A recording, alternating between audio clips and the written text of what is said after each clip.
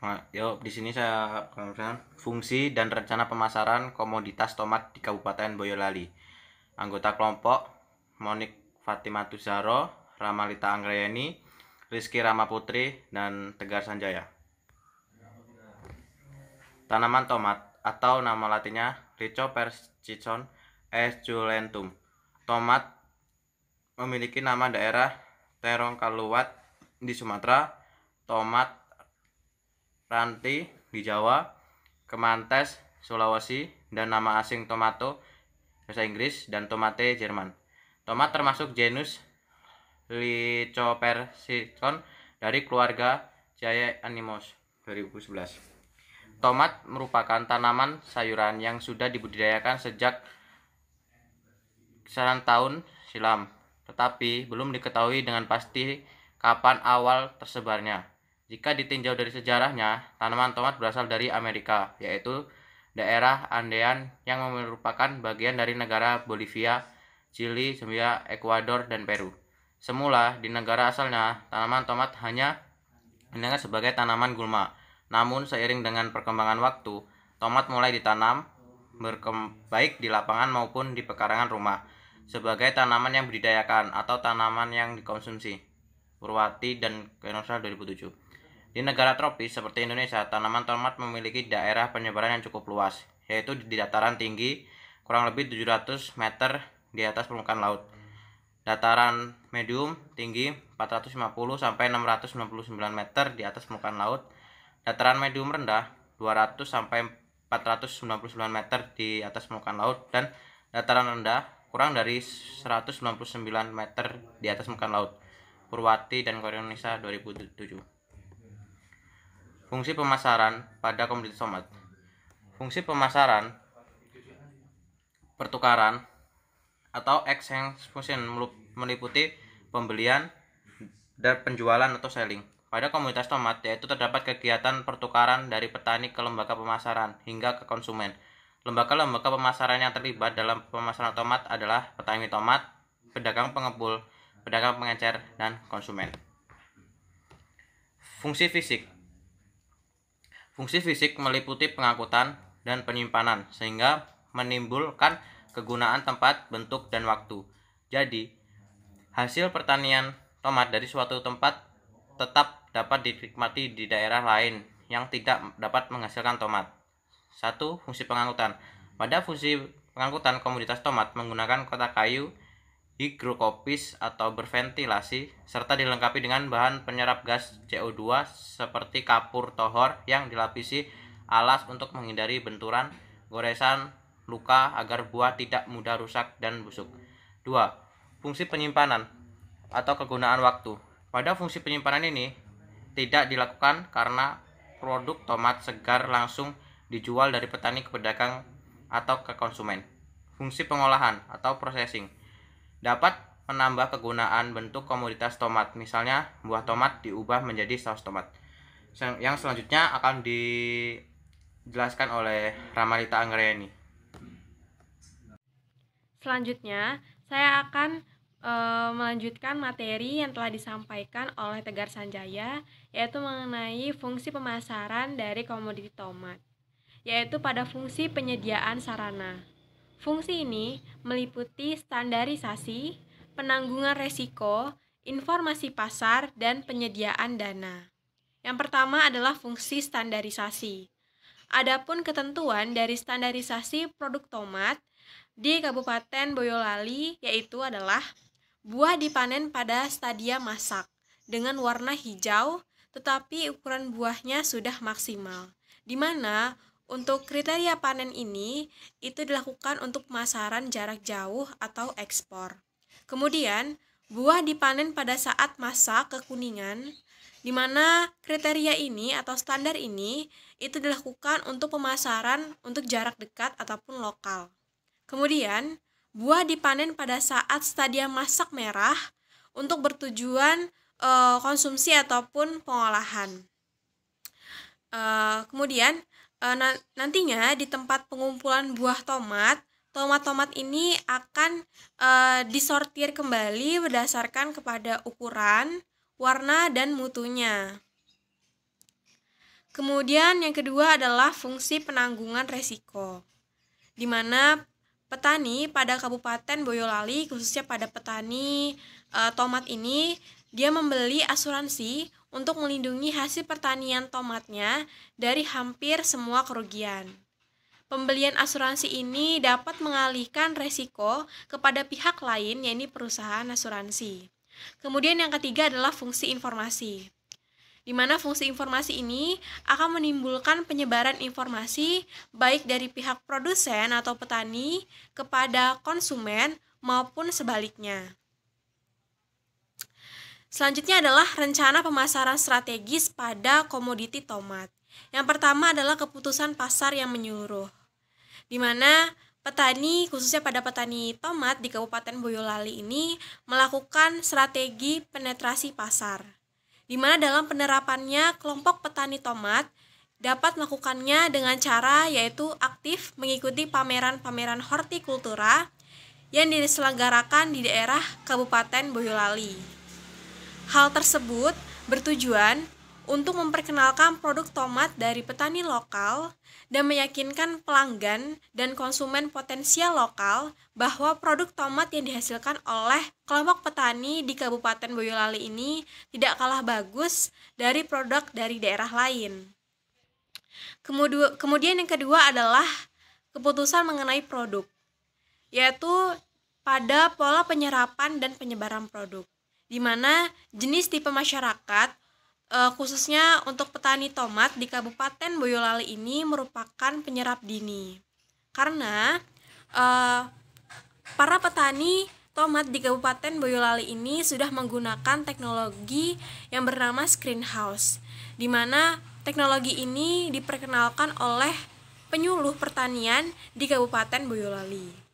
Banyak manfaat yang bisa diperoleh dari penggunaan screenhouse ini, antara lain yaitu meningkatkan kualitas produksi, kemudian mengurangi biaya pestisida, konversi lahan, meningkatkan hasil produksi, pengaturan jadwal produksi, bahkan bisa dijadikan sarana agrowisata dan penelitian, karena pada awalnya tersebut petani tomat di Kabupaten Boyolali ini masih menggunakan budidaya secara konvensional. Namun karena adanya pengenalan teknologi tersebut, yaitu teknologi screenhouse, maka para petani mulai menggunakan teknologi tersebut. Kemudian materi selanjutnya akan dilanjutkan oleh Monik. Selanjutnya yaitu yang B, daur hidup produk. Yang pertama, pengembangan produk, perluasan pemasaran tomat ke daerah baru.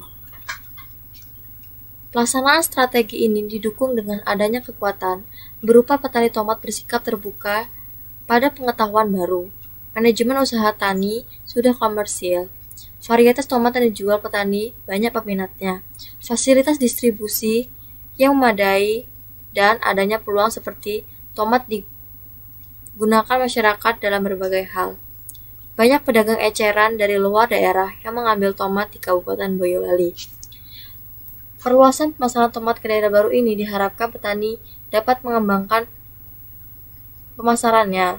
Petani tidak hanya memasarkan tomat di daerah Kabupaten Boyolali dan daerah yang biasa petani memasarkannya saja, tetapi memasarkan tomat ke luar daerah lain dengan bantuan dari pedagang eceran dari luar daerah Kabupaten Boyolali. Yang kedua yaitu pengenalan produk. Tomat merupakan barang konsumsi, sehingga bentuk fisik sangat menentukan sekali bagi kelanjutan penjualannya. Tomat yang ditanam petani tomat di Kabupaten Boyolali adalah varietas Marta, varietas Permata, varietas Kosmonot, dan varietas Warani.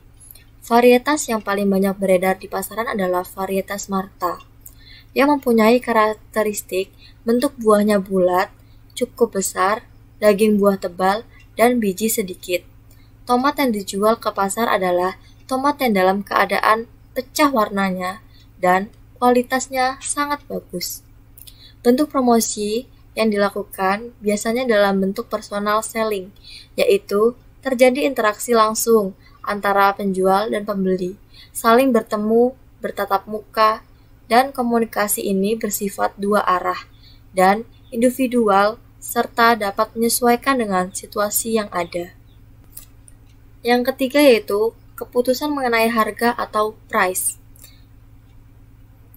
Harga adalah jumlah uang yang harus dibayar pelanggan untuk produk tersebut.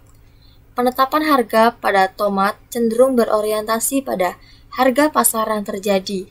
Artinya, penentuan harga jual tomat tidak dilihat dari besarnya biaya produksi, namun harga ditentukan berdasarkan kesepakatan antara pembeli dan penjual dengan mengacu pada penetapan harga tomat di pasar saat itu. Tomat yang dijual dari petani ke pedagang pengumpul berkisar antara 2.000 hingga 2.500 per kilogram. Dari pedagang pengumpul ke pedagang besar biasanya dijual sekitar 3.000 hingga 4.000 per kilogram. Namun, di tingkat pedagang besar, penetapan harga tomat didasarkan pada ukuran dari buah tomat tersebut, yaitu ukuran besar sekitar 6.000 per kilogram, ukuran sedang sekitar 5.000 per kilogram, dan ukuran kecil sekitar 4.000 per kilogram. Dan di tingkat pedagang pengecer, tomat dijual dengan harga 5.500 hingga 7.000 per kilogram untuk semua ukuran. Yang keempat yaitu keputusan mengenai promosi atau promotion. Promosi yang digunakan dalam pemasaran tomat petani di Kabupaten Boyolali adalah dengan cara dari mulut ke mulut. Sehingga, kegiatan promosi yang dilakukan masih sangat terbatas, dan cakupannya hanya pada orang-orang tertentu saja yang mengetahui informasi tentang produk tersebut. Oleh karena itu, petani juga melakukan pembuatan kartu nama petani. Kartu nama tersebut bermanfaat untuk memperlancar promosi yang dilakukan oleh petani. Hal ini dapat memudahkan komunikasi antara petani tomat dan pembeli yang akan membeli hasil panen tomat di Kabupaten Boyolali. Selanjutnya akan disampaikan oleh Rizky Rahma Putri. Selanjutnya yang kelima, keputusan mengenai tempat atau place dilakukan melalui perantara dengan maksud untuk menekan biaya pencapaian pasar yang luas dan menyebar oleh petani tomat. Saluran pemasaran tomat di Kabupaten Boyolali terdapat 3 tipe saluran, antara lain adalah sebagai berikut. Saluran pertama yaitu dari petani ke pedagang pengumpul, ke pedagang besar, lalu ke pedagang pengecer, dan yang terakhir ke konsumen. Saluran kedua yaitu dari petani ke pedagang besar, dari pedagang besar ke pedagang pengecer, lalu yang terakhir ke konsumen. Saluran yang ketiga dari petani ke pedagang pengecer, lalu yang terakhir ke konsumen. Selanjutnya, siklus hidup dari suatu produk. Produksi merupakan suatu rangkaian kegiatan untuk mengubah input menjadi output. Dalam usaha tani tomat, proses produksi dilakukan melalui kegiatan budidaya secara intensif. Dalam melakukan budidaya tomat, perlu dilakukan persiapan terlebih dahulu dengan mempertimbangkan tempat penanaman, kondisi alam, benih, bahan-bahan dan peralatan dalam perawatan tanaman tomat hingga panen sampai pasca panen. Selanjutnya, skema usaha tani tomat yang dilakukan petani tomat. Yang pertama yaitu pemilihan benih. Pemilihan benih ini sangat penting diperhatikan karena akan menyangkut pada kualitas tomat yang akan dihasilkan. Selanjutnya, penyemaian. Setelah memilih benih yang akan ditanam, maka akan dilakukan penyemaian. Tempat penyemaian benih adalah di pot tray. Selanjutnya adalah persiapan lahan. Lahan untuk penanaman bibit tomat perlu dipersiapkan dengan mencangkul sedalam 40 cm dan dibuat dengan bedengan dengan lebar 1,40 sampai 1,60 meter. Di atas bedengan dibuat lubang dengan jarak 50 sampai 60 cm. Selanjutnya pemindahan. Setelah bibit berumur 25 sampai 30 hari, kira-kira berdaun 4 helai, bibit dipindah ke dalam lubang-lubang yang telah dibuat di lahan tanam. Selanjutnya adalah penanaman. Waktu penanaman paling tepat adalah pada saat mendekati penghujung musim hujan. Selanjutnya, pemeliharaan. Pemeliharaan ini meliputi penyiangan, pemangkasan, penggemburan tanah, pemancangan ajir, pemberian pupuk susulan, dan penggundulan barisan tanam. Selanjutnya yaitu pemanenan. Tomat dipanen pertama kali setelah berumur lebih dari 2 bulan tanam, sekitar 70-90 hari. Panen selanjutnya dilakukan setiap 2 hari sekali sampai dengan usia 4 bulan setelah tanam. Selanjutnya yaitu pasca panen. Setelah melakukan pemanenan, maka tomat ditaruh sementara di dalam rumah petani untuk disortir. Kemudian, jika ada pedagang yang membeli, maka tomat dimasukkan ke dalam keranjang yang terbuat dari anyaman bambu. Dan yang terakhir adalah pemasaran. Mungkin itu saja yang bisa kami sampaikan. Apabila ada kurang lebihnya, kami mohon maaf. Kami akhiri. Wassalamualaikum warahmatullahi wabarakatuh.